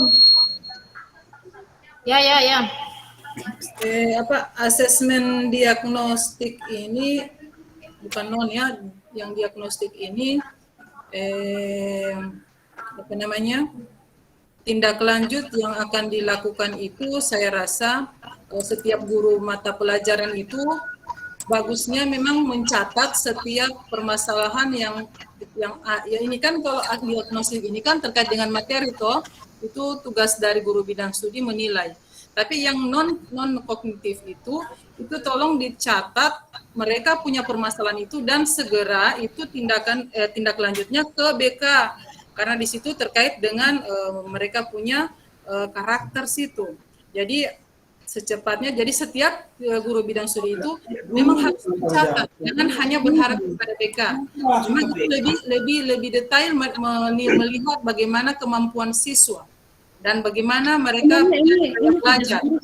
Jadi memang tugas guru bidang studi itu yang sebenarnya harus melaksanakan diagnostik ini, asesmen diagnostik non diagnostik. Memang seperti itu Ibu Risma, karena memang di situ ada kolom yang memang dikhususkan untuk menuliskan apabila ada siswa yang memang mau memberikan atau menceritakan tentang masalah. Kemudian nanti masalah itu di bawah dan bisa dikomunikasikan dengan guru BK dan orang tua. Iya Bu, seperti itu. Bagus sekali ini memang. Jadi harus ada kerjasama. Jadi kami BK juga sangat mempermudah pekerjaan kami untuk lebih mendetail menilai tiap-tiap karakter siswa. Jadi pada diagnostik nanti asesmen diagnostik ini dia seperti apa Ibu Ninang, seperti refleksi isi apa sama? Yang ya kalau yang diagnostik itu asesmen diagnostik. Ya, asesmen diagnostik yang saya jelaskan sesudah pembelajaran. Ya, yang non kognitif itu dia persepsi sebenarnya. Iya, yang sesudah. Kalau sesudah itu refleksi. Iya, kayak refleksi kan? Kayak refleksi. Jadi cuma ganti casing. Jadi sebenarnya semua ini sudah pernah kita lakukan. Cuma kemarin tidak ada rancangannya. Nah, kalau biasanya kalau datang pengawas, Bapak Ibu sudah melakukan asesmen diagnostik dan non diagnostik. Ya, ya non kognitif, diagnostik yang non kognitif dan kognitif, ya sudah, mana buktinya, mana rancangannya, biasanya mereka minta seperti itu. Jadi kita harus menyiapkan rancangannya seperti apa, jadi mereka bisa lihat. Jadi kita tidak bisa cuma oh iya sudah, saya sudah melakukan persepsi dengan refleksi, tapi buktinya apa? Ini rancangannya, Bu. Jadi di setiap satu materi itu ada asesmen diagnostiknya, apakah dia non kognitif atau kognitif. Seperti itu. Jadi memang ada tersedia memang formatnya, dan Nanti itu dilampirkan pada modul ajar. Nanti di-share Bu DP format. Kayaknya di ini tidak ada DP format di Classroom, cuman materi.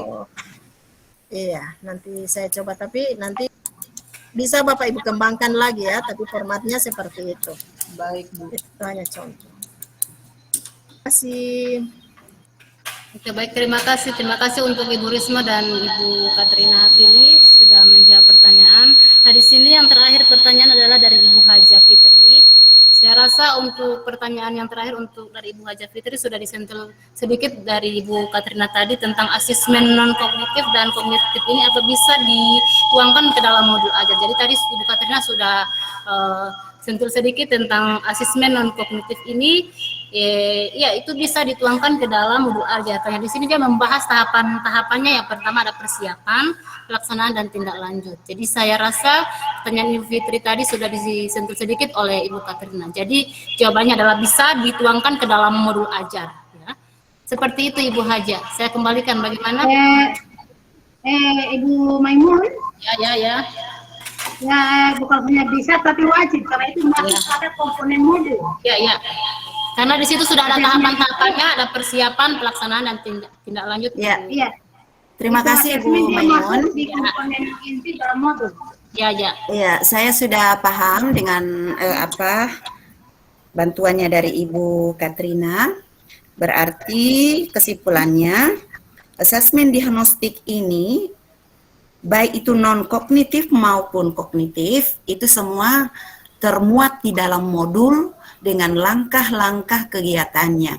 Yang jelas, kognitif, yang non-kognitif itu kita berikan di kegiatan pendahuluan, sementara yang kognitif itu bisa kita laksanakan di akhir pembelajaran.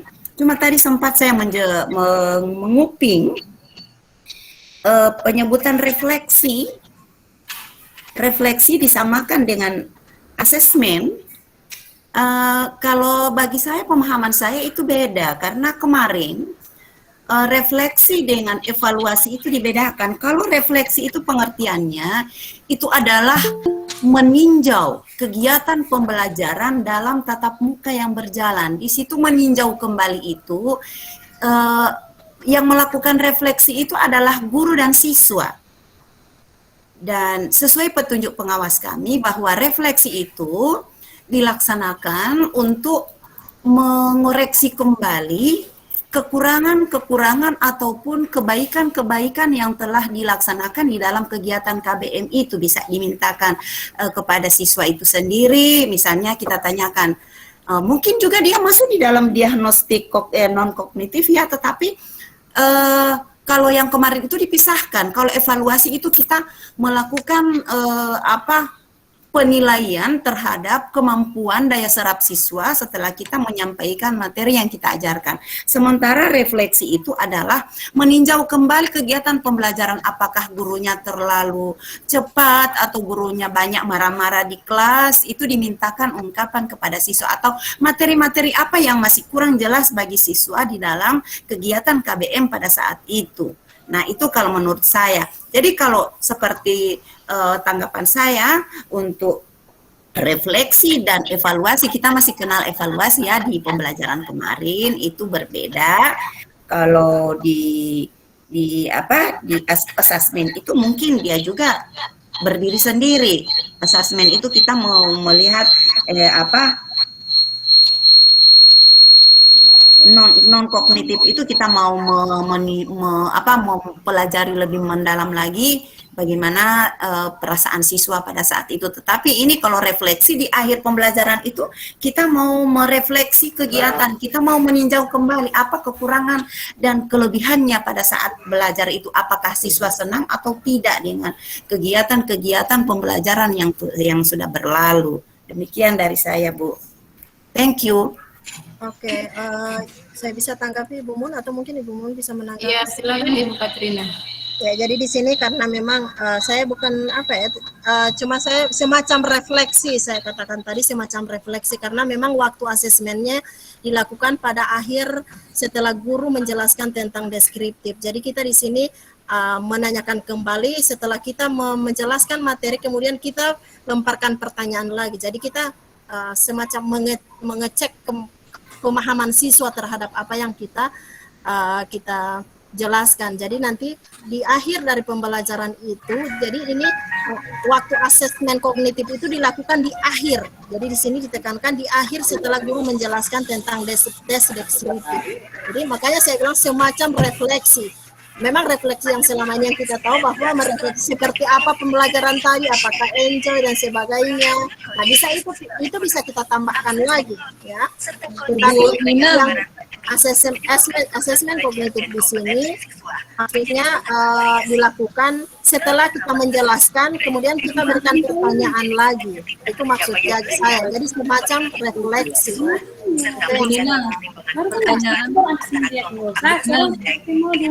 Tunggu dulu Ibu Risma. Ibu Risma tunggu. Ibu Ninang. Ya, kalau kemarin kan kita menyiapkan evaluasi itu kita dahului dengan kisi-kisi soal. Asesmen juga kan menilai, mengevaluasi. Apakah di format ini kita tidak menyediakan kisi-kisi? Masih kurang kayaknya ini format. Kalau kemarin itu kita tidak dapat kisi-kisi itu Ibu Ati, hanya mendapatkan asesmen ini. Jadi sudah ini yang Ibu Ninang tayangkan ini, sudah ini format yang untuk melengkapi silabus. Tidak, ini adalah format yang saya tayangkan ini adalah format asesmen diagnostik. Bisa bukan ini yang menjadi lampiran dari silabus yang nantinya akan dibuat. Ya, ini asesmen kognitif. Oh, cuma penjelasan tentang asesmen kognitif ya, diagnostik dan ini. Oh iya. Yang diagnostik ini yang kita lampirkan pada modul ajar atau RPP. Di modul ajar ya, setelah ada modul ajar. Iya, sudah format ini. Iya. Sudah format ini yang melampiri modul ajar. Iya, ini yang format yang diberikan kemarin di diklat kita yang saya sudah download seperti ini. Pak Wali. Jadi kita sudah boleh mengambil format ini untuk membuat asesmen nanti. Iya, sudah yang seperti apa yang dikirimkan oleh Ibu Katrina. Sudah ini dia punya model format.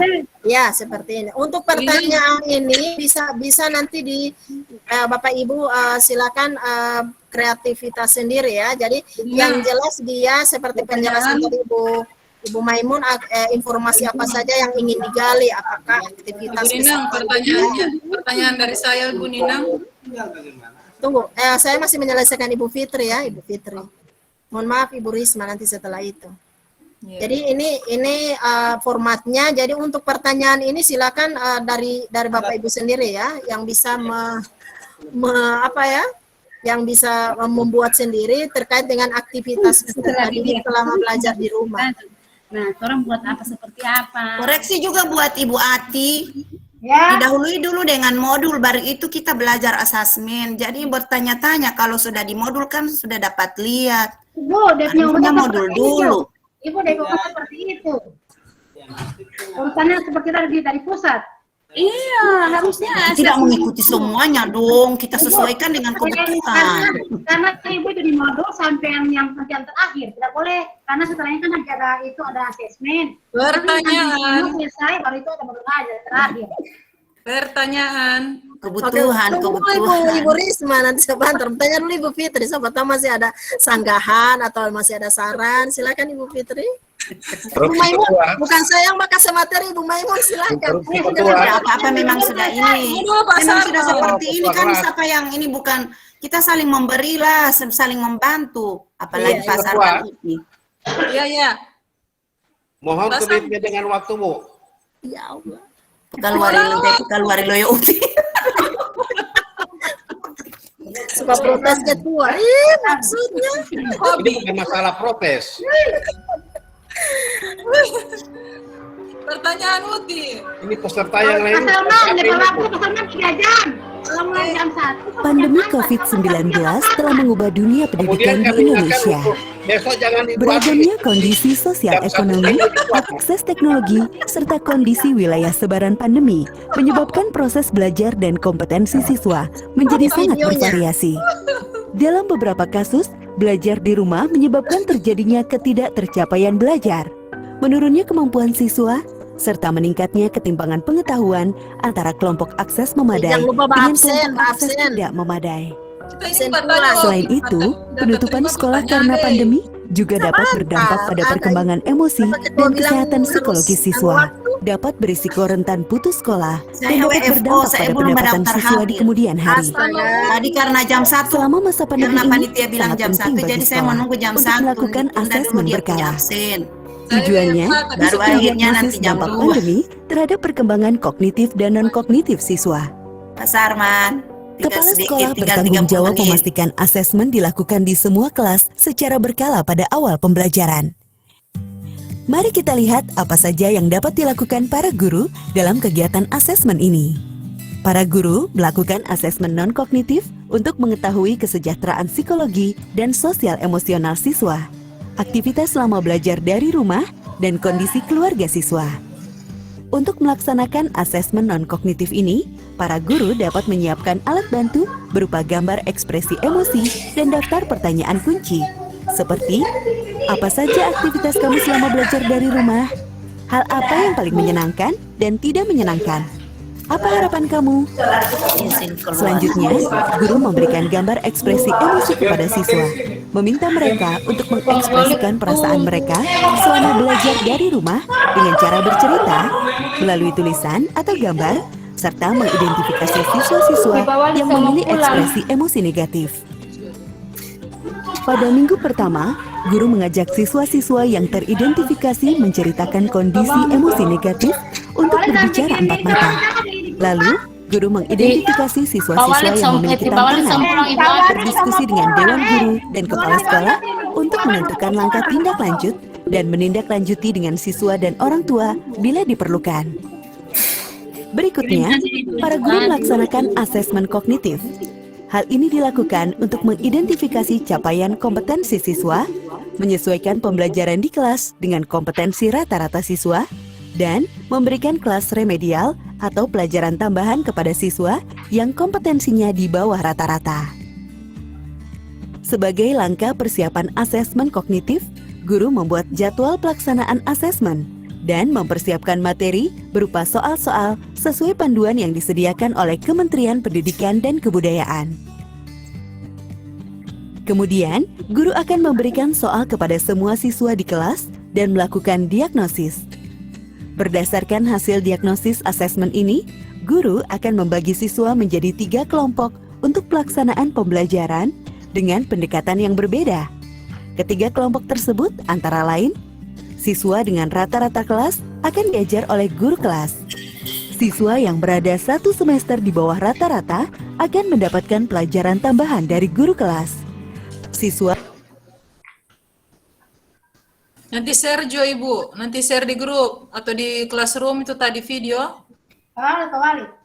Ada Bu, sudah saya share Bu. Oke, terima kasih. Pak Walid sama pulang. Oke, foto Jo. Foto aja terakhir. Mau tunggu Abe jilbab.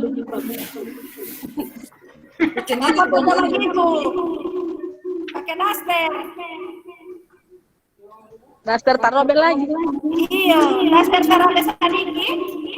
Bapak Ibu besok jam 9 di lab TKJ mengisi SAPK. Oh, besok SAPK. Tidak mau jadi libur. Buat baru siswa belajar. Mau libur? Libur ini hari Rabu. nanti hari Rabu. Jadi besok tetap sekolah, tapi baru info belum pasti, baru info yang dari yang kota, kabupaten. Oh.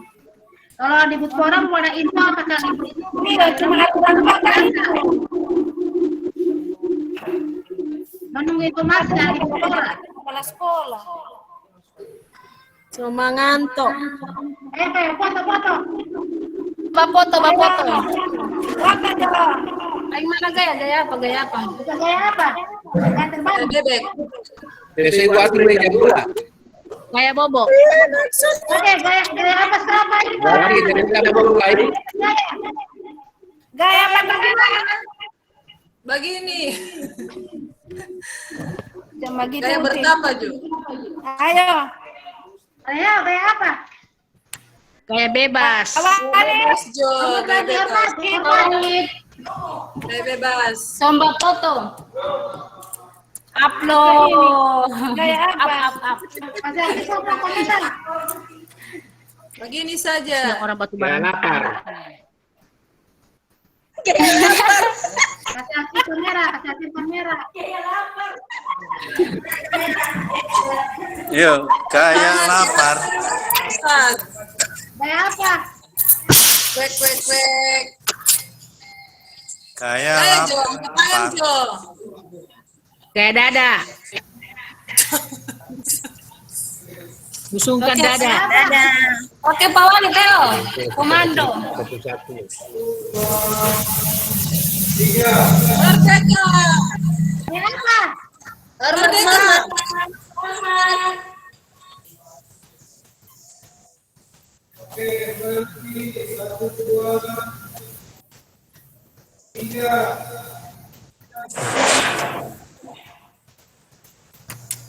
Mas kita sudah lama. Ini berapa tahun kita? 18 ya? Sudah? Jadi lebih dan kurangnya saya mohon maaf. Wabillahi taufiq wal hidayah. Wassalamualaikum warahmatullahi wabarakatuh.